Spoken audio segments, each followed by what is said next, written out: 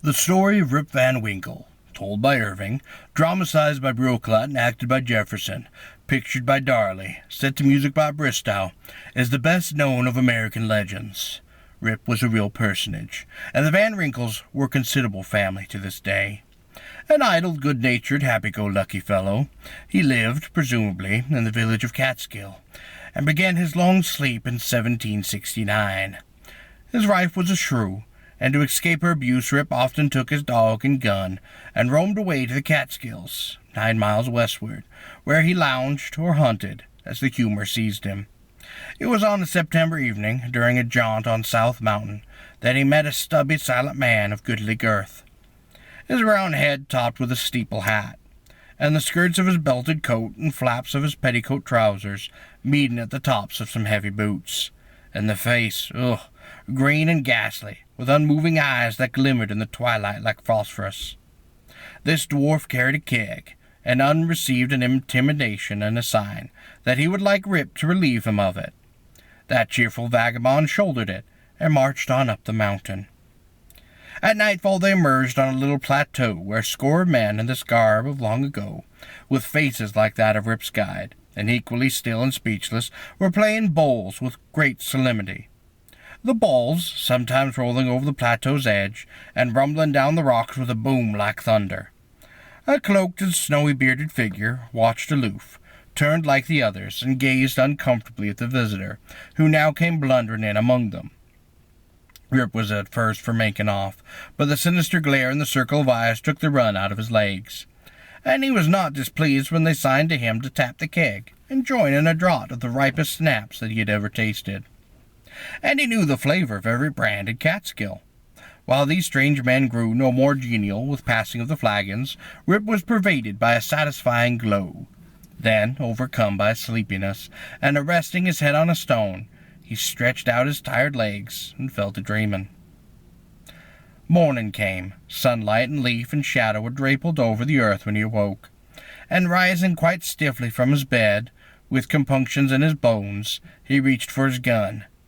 But the already venerable implement was far gone with rot and rust, that it fell to pieces in his hand, and looking down at the tiny fragments of it, he saw that his clothes were dropping from his body in rags and in mould, while a white beard flowed oped and over his breast.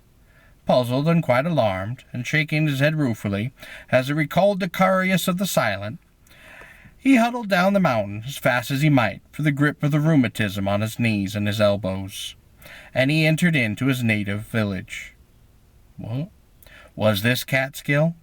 Was this the place that he had left only yesterday? Had all these houses sprung up overnight, and these streets been pushed across the meadow in a day? The people, too, where were his friends? The children who had romped with him, the rotund troopers whom he had left cooling their hot noses in pewter pots at the tavern door, the dogs that used to bark a welcome, recognize him in a kindred spirit of vagrancy. Where were they? And his wife, whose athletic arm and agile tongue had half disposed him to linger in the mountains, how happened it that she was not awaiting him at the gate? But gate there was none in this familiar place. An unfenced yard of weeds and ruined foundation wall were there. Rip's home was gone. The idlers jeered at his bent, lean form, his snarl of beard and hair, his disreputable dress, and his look of grieved astonishment. He stopped instinctively at the tavern, for he knew that place in spite of its new sign, an officer in blue regimentals and a cocked hat replacing the crimson George III.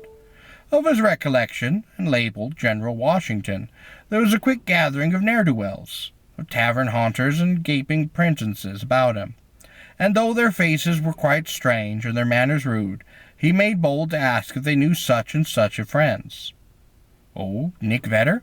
He's dead and gone these 18 years. Oh, Brom Dutcher? Well, he joined the army and was killed at Stony Point. Van Brummel? Oh, he too went to war. He's in Congress now. And Rip Van Winkle? Oh, yes, he's here. That's him yonder." And to Rip's utter confusion, he saw before him a counterpart of himself, as young, lazy, ragged, and easy-natured as he remembered himself to be yesterday. Or was it yesterday? "That's young Rip," continues the informer. "His father was also Rip Van Winkle, too, but he went into the mountains 20 years ago and never came back. He probably fell over a cliff, or was carried off by Indians, or maybe even eaten by bears. 20 years ago. Truly it was so. Rip had slept for 20 years without awaking. He had left a peaceful colonial village and returned to a bustling Republican town. How he eventually found, amongst the oldest inhabitants, some who admitted that they knew him. How he found a comfortable home with his married daughter and the son who took him in so kindly. How he recovered from the effect of the tidings that his wife had died of epilepsy and a quarrel. And how he resumed his seat again once more at the tavern tap, and smoked his long pipe, and told long yarns for the rest of his days. All these were matters of a record up to the beginning of the century. A strange story Rip had to tell, for he had served as cupbearer to the dead crew of the Half Moon. He had quaffed a cup of Hollands with no other than Henry Hudson himself. Some say that Hudson's spirit has made its home amid these hills, that it may look into the lovely valley that he discovered. But others hold that every 20 years he and his men assemble for a revel in the mountains that so charmed them when first seen swelling against the western heavens. And the liquor they drank on this night is the bane of throwing any mortal who lips into it into a slumber where nothing can rouse him, until the day dawns when the crew shall meet once again. As you climb the east front of the mountain by the old carriage road, you pass, halfway up the height, the stone that Rip Van Winkle slept upon. You may see that it is slightly hollowed by his own form. The ghostly revelers were due in the Catskills again once more in 1909, and let all tourists who are among the mountains in September of that year beware of accepting liquor from any strangers.